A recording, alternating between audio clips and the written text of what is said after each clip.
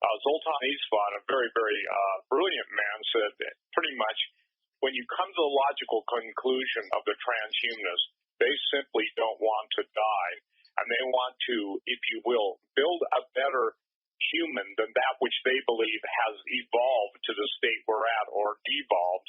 And so what we're talking about tonight, I believe, are the two most important issues facing the church. People will ask me and send me emails, well, what has this to do with salvation? Everything.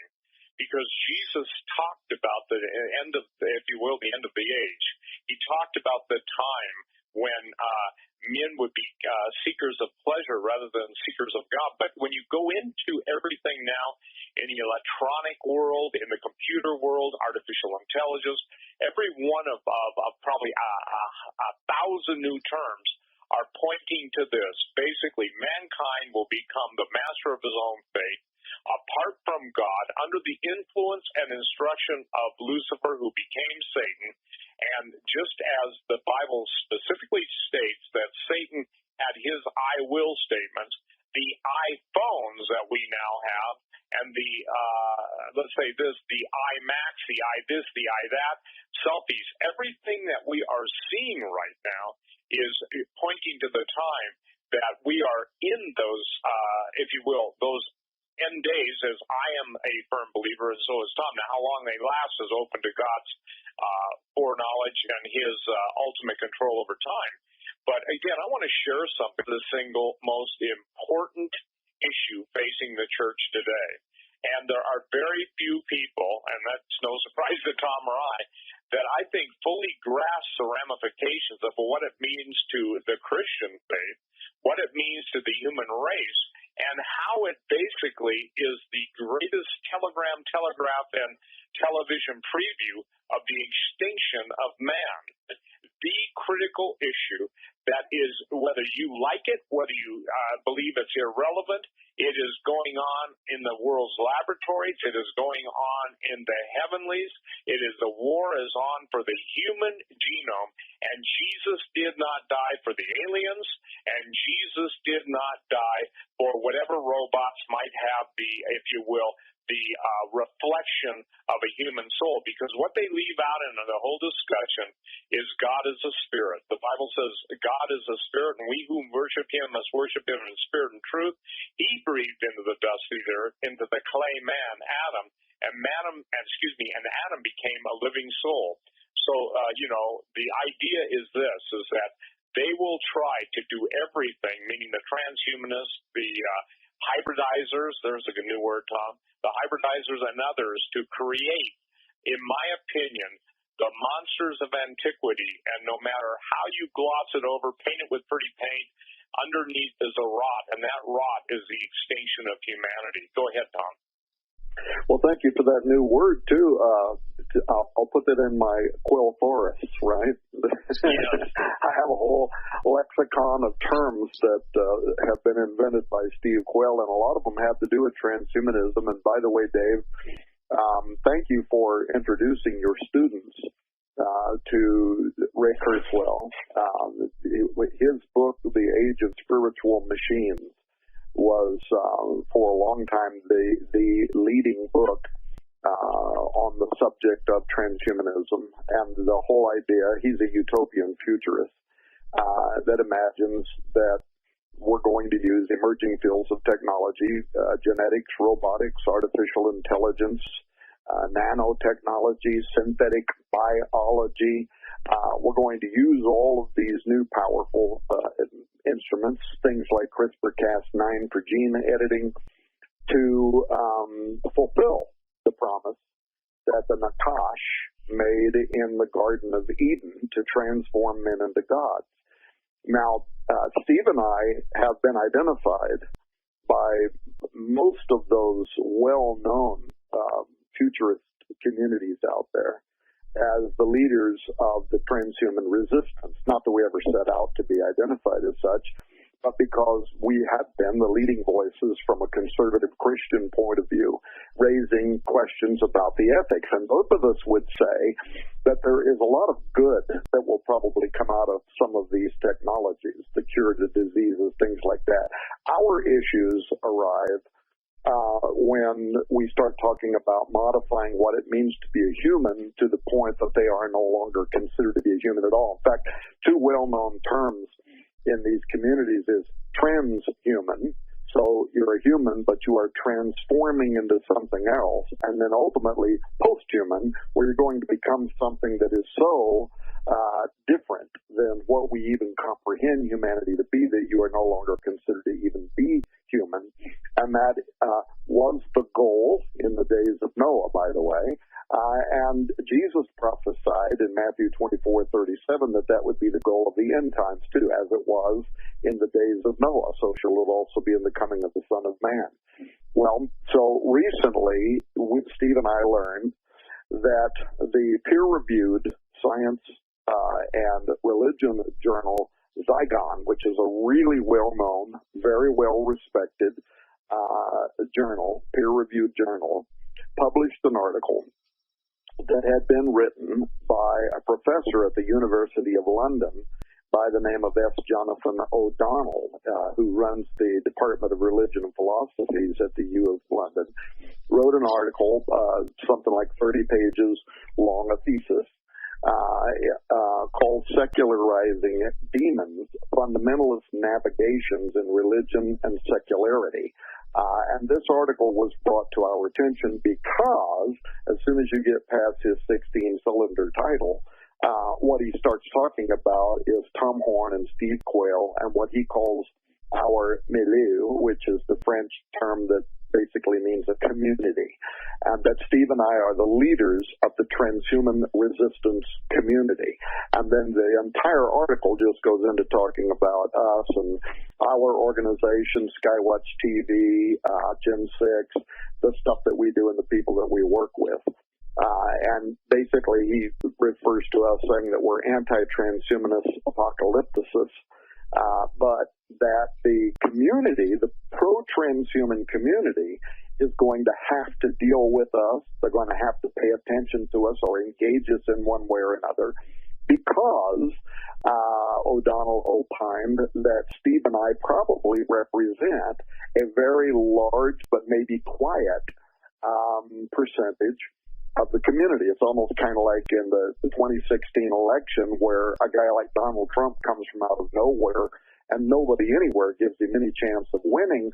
But then we learned that there has been this very quiet grassroots of people out there that one way or another he identified with, and they gave him the presidency, and was, more than 50% of the voters. Well, basically what O'Donnell is saying is Tom Horn and Steve Quayle are going to shake the snakes out of the trees, and you guys had better deal with them. So we did last year. Our conference in Branson's at the big, beautiful Palace Theater, which holds almost 3,000 people, was sold out months before the event. It's probably going to sell out this year. I haven't asked Steve in the last couple of weeks where we're at on registration, but I know we're probably more than 50% already, maybe as much as 60 or 70%. And then in addition to that, we had live streaming last year, and we had close to 50 countries of people around the world that were actively viewing the presentations that we were making there. This year is going to be even more important in that we're really dealing with the name of this year's conference is The Hybrid Age. And I can go into explaining, and Steve can, kind of what is meant by that title.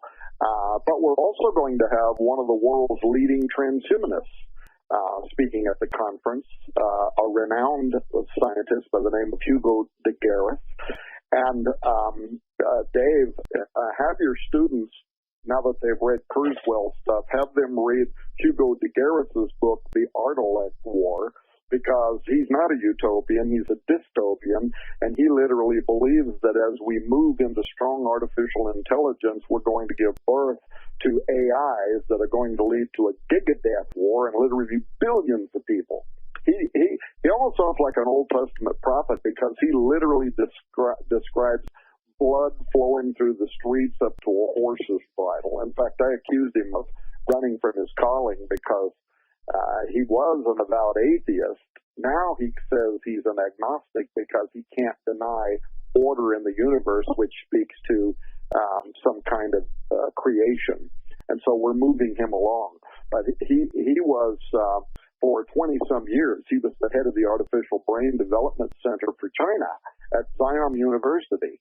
And he is a strong believer that we are going to give birth to strong artificial intelligence that day when an AI comes online with consciousness and believes that it is an I am that I am. And he thinks it's going to be very, very bad when that happens. I'm glad you're asking this question because we are there now. This is not science fiction. This is not in 50, 60 years from now, maybe we're going to start machine interfacing humans with the cloud and all that. This technology is being developed right now, and it's being driven, by the way, by the Department of Defense, by the Pentagon, by DARPA, the Brain Initiative that was started under Obama. Literally billions of dollars are being invested in the strategy of enhancing humans. Now, if you listen to the intelligence agencies that give information to, like our Department of Defense, our defense agencies, basically what they're saying is we wish we didn't have to do this, but China and Russia are rushing ahead of us in investments in this technology. And if we don't invest in it, we're in a new arms race is basically what they're saying.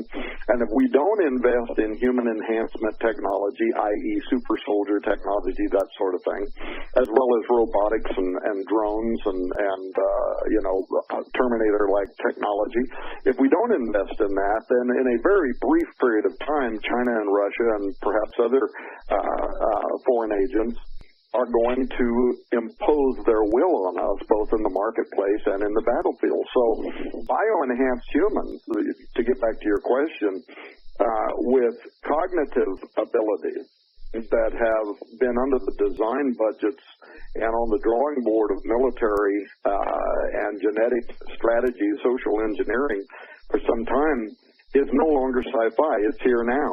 And our marriage with and dependent on machine intelligence is in the very near future. It's already started. We're testing this stuff on the battlefield in places like Afghanistan right now.